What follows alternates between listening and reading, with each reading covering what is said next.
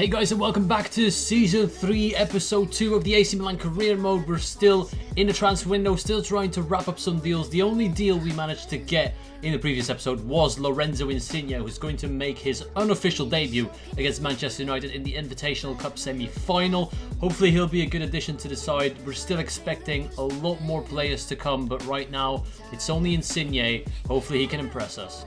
Man United are going in their away kit. This is the side we would usually play, but because Luis Adriano is most likely going to move out of the club, we're going to try Insigne in the supporting role with Menez as the striker. Let's see how this one works out against Man U.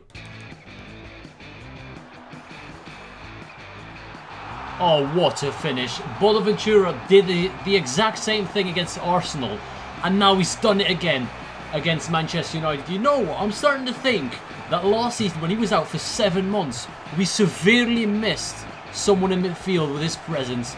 I know it's only Sam Johnston in goal, not Valdez or De Gea, but it's still a good strike. I'm starting to get used to the new formation and the way I want to play football. It's working out. We have slightly dominated possession, which never ever happens with me. Equal amount of chances, we took one of them.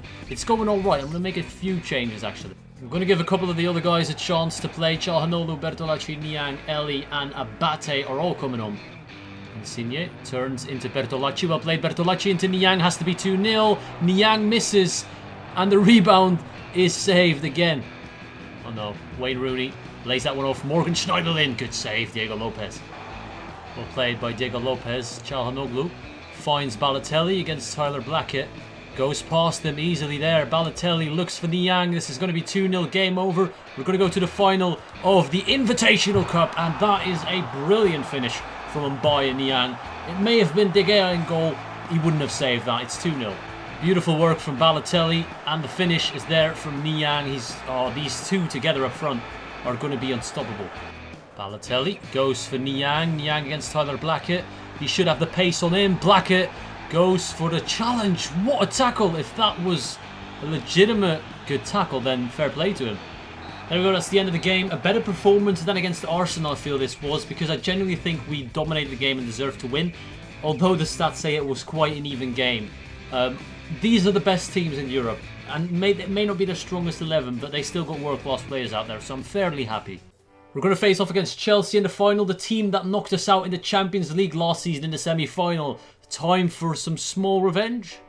25 million plus Antonelli for Rafael Romo, the Udinese goalkeeper. Let's get him in. 34 million has been accepted by Barcelona. That is an absolute steal. He's worth 34.5. They're letting him go undervalued. He's 19 years old. Jesus Christ, Barcelona. What the hell are you thinking? And they're dropping like flies now. Napoli have accepted Alan's offer. 150k a week, you can have it, mate. Crucial first team player. Let's get him in as soon as possible. The Kurzawa deal has fell through. I've wasted too many opportunities and they're not going to sell him. This is aside for the Invitational Cup final against Chelsea. Once again, trying some stuff out. Bonaventura in cam. Maybe that'll work out. He's very attacking and he scores a lot of goals. Calhanoglu in midfield. Menez up front. Baselli in the CDM role. Let's play the game. El Shaarawy looks for Menez. Not the best pass or the best touch, but we've come away with it. Chelsea again, even in friendlies, extremely defensive. Bonaventura goes through though, nearly finds Niang. Menez should have won that header. You've got to be kidding me. You've got to be kidding me. He's down and out, and Mbaye Niang is injured. I swear to God, he better not be out for long. Jesus Christ, they're trying to hack down my players. It's a fucking friendly, Chelsea. Oh, I hate this team so much. It's a red. He's off again. That's the second time they get a player sent off against me. Ramirez goes in from behind. This is the dirtiest team I've ever played. I enjoyed playing against Arsenal and Man United. But these dirtbags, no thanks. Oh, what a ball by El Shaarawy. Luis Adriano scores. Thibaut Courtois did not look good on that header because I thought, first of all, that he was never going to win that header on El Shaarawy's left-footed cross. It's a beautiful curled cross, and the header was just straight at Thibaut Courtois. He's had a mare. We had a good first half, 4 changes. Paulie, Balotelli, Insigne and Eli are coming on.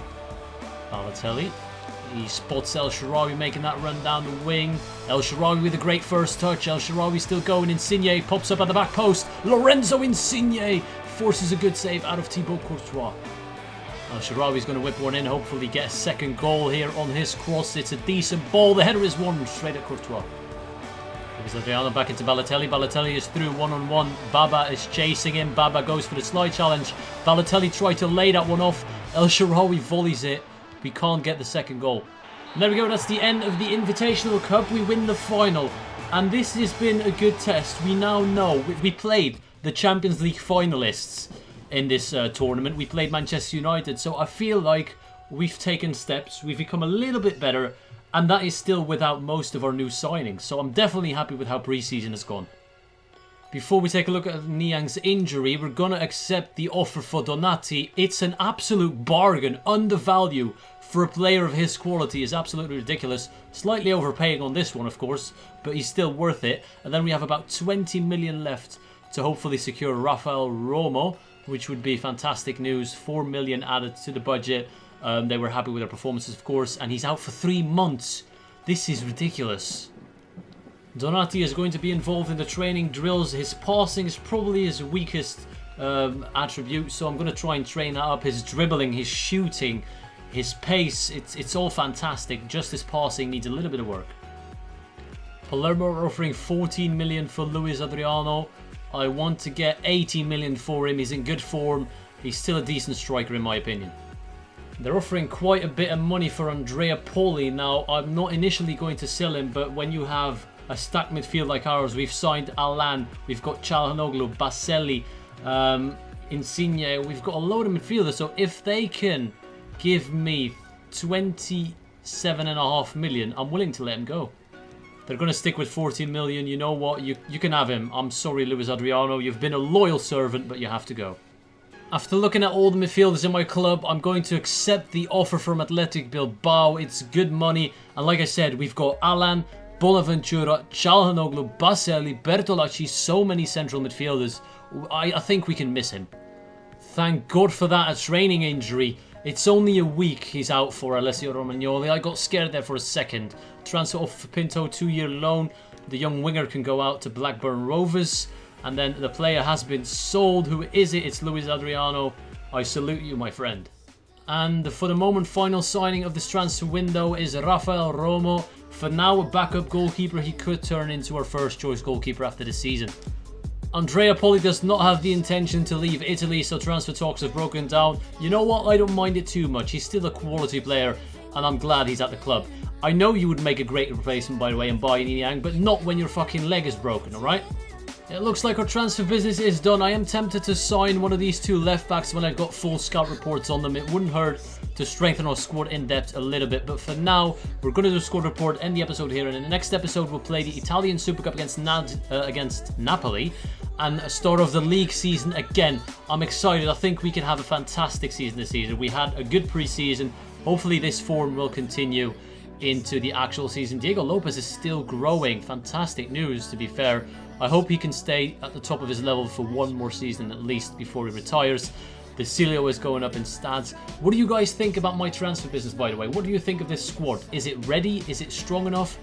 I do not like the side of this, Niang. You better recover fast, because that broken ankle he's losing stats. It's not great to see, but you know what? I'm not going to complain too much. The season is young. Let me know what you think of the signings I made.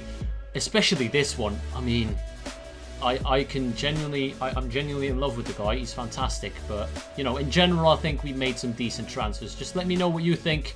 And that's going to be it for now. I hope you enjoyed. I want to thank you all for watching. And I'll see you all later.